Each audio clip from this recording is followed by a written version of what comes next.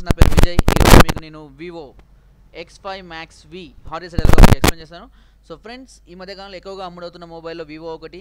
దీనికి కారణం ఇది డైరెక్ట్గా ఓల్టీ టెక్నాలజీతో తయారవడం, జియో 4G మొబైల్స్కి కానివ్వండి సిమ్లకు డైరెక్ట్గా సపోర్ట్ చేయడము, అదేవిధంగా కెమెరా మెగాపిక్సెల్ ఎక్కువగా రావడం, battery backup, so internet apps support అని ఈ విధంగా ఎన్నో ఆఫర్స్ ఇవ్వడం వల్ల ఈ మొబైల్ ఎక్కువగా సేల్ అవుతుందని చెప్పవచ్చు. అంతే ప్రాబ్లమ్స్ కూడా మళ్ళీ ఇది ఫేస్ చేస్తున్నట్టుగా కూడా ఈ మధ్య కొంతమంది చెప్పారు. సో వారి కోసం నేను ఈ వీడియో తీస్తున్నాను. ఈ మొబైల్లో తరచుగా వస్తున్న ప్రాబ్లమ్స్ ఏంటి అంటే హ్యాంగ్ అవ్వడం, రీస్టార్ట్ అవ్వడం, యాప్స్ సపోర్ట్ చేయకపోవడం, నెట్ స్లోగా ఓపెన్ అవ్వడం, లేదా కనెక్ట్ అవ్వకపోవడం, ప్యాటర్న్ లాక్ పెట్టి చాలామంది మర్చిపోతూ ఉంటారు దానికి. అంతేకాకుండా స్టోరేజ్ గార్బేజ్ ఫైల్స్ ఎక్కువగా పేరుకొని మెమరీ అంతా నిండిపోవడం. సో ఇలాంటి చాలా ప్రాబ్లమ్స్ ఫేస్ అవుతుంటే వాళ్ళు చెప్పడం వలన నేను వీడియో తీస్తున్నాను. సో ఇది హార్డ్ రీసెట్ చేయడం ఎలా అనేది నేను మీకు చెప్తాను. ఇది తెలియక చాలామంది మొబైల్ సెంటర్లకు వెళ్ళేసి డబ్బులు వేస్ట్ చేస్తూ ఉంటారు. వాళ్ళు కూడా అక్కడ సాఫ్ట్వేర్ కొట్టకుండా హార్డ్ రీసెట్ మాత్రమే చేసి ఇచ్చి మీ దగ్గర సాఫ్ట్వేర్ కొట్టామని చెప్పేసి 200-300 తీసుకొని మోసం చేస్తూ ఉంటారు. సో మీరు ఇక మీద అలాంటి మోసపోకుండా మీరు ఇంటి వద్దనే ఉండి హార్డ్ రీసెట్ చేసుకోవచ్చు. అది ఎలాగో నేను ఇప్పుడు మీకు ఎక్స్ప్లెయిన్ చేస్తాను. సో ఫస్ట్ ఆఫ్ ఆల్ మీ మొబైల్ని మీరు స్విచ్ ఆఫ్ చేసేయండి. స్విచ్ ఆఫ్ చేసిన తర్వాత మొబైల్ ఛార్జింగ్ మాత్రం ఫుల్గా పెట్టేసుకోండి. ఎందుకంటే ఎలాంటి పరిస్థితుల్లో హార్డ్ రీసెట్ అయ్యేటప్పుడు మధ్యలో మొబైల్ లో బ్యాటరీ అయ్యి స్విచ్ ఆఫ్ అవ్వకూడదు. ఓకే, సో అందుకని ఛార్జింగ్ ఫుల్ పెట్టుకున్న తర్వాత మీ మొబైల్లో volume down button and menu button and power buttons, ఈ 3 బటన్స్ని ఎట్ టైం మీరు ప్రెస్ చేసి పట్టుకోండి.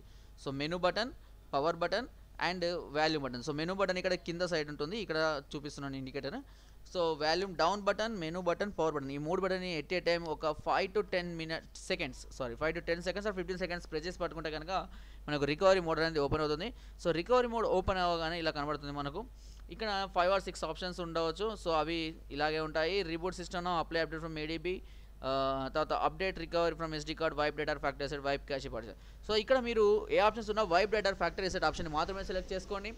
వైప్ డేటా అంటే అర్థం ఏంటి అని అంటే మీ మొబైల్ కొన్నప్పుడు వచ్చిన సెట్టింగ్స్ యాప్స్ కాకుండా తర్వాత మనం చేసే ప్రతిదీ కూడా, అంటే మీరు పెట్టుకున్న సెట్టింగ్స్ కానివ్వండి, గేమ్స్, సాంగ్స్, మూవీస్, డౌన్లోడ్ చేసుకున్న యాప్స్, ఓకే, డాక్యుమెంట్స్, లేదు అని అంటే మీరు పెట్టుకున్న వాల్పేపర్స్, థీమ్స్ అన్నీ కూడా టోటల్గా డిలీట్ చేయడాన్ని వైప్ డేటా అంటాం.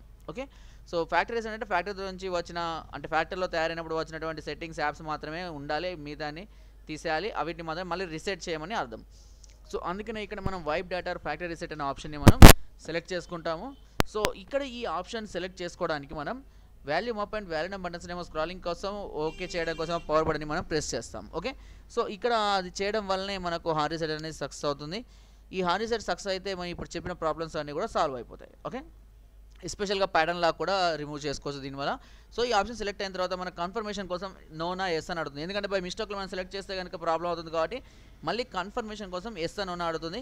చూడండి, ఇక్కడ అన్ని ఆప్షన్స్ కూడా నో నో నో అనే కనబడితే ఒకే ఒక ఆప్షన్ మాత్రమే yes delete all user data ఉంటుంది, అది మాత్రమే మీరు సెలెక్ట్ చేసుకోండి. ఓకేనా, so yes delete all user data అంటే టోటల్ డేటా మొత్తం అంతా డిలీట్ అయిపోతుంది. ఓకేనా, డిలీట్ అయిపోయిన తర్వాత మళ్ళీ మనకు మెయిన్ మెనూనే వస్తుంది ఇలాగా. సో ఇప్పుడు ఇక్కడ రిబూట్ సిస్టమ్ అంటే ఇప్పుడు మొబైల్ని రీస్టార్ట్ చేయమని అడుగుతుంది.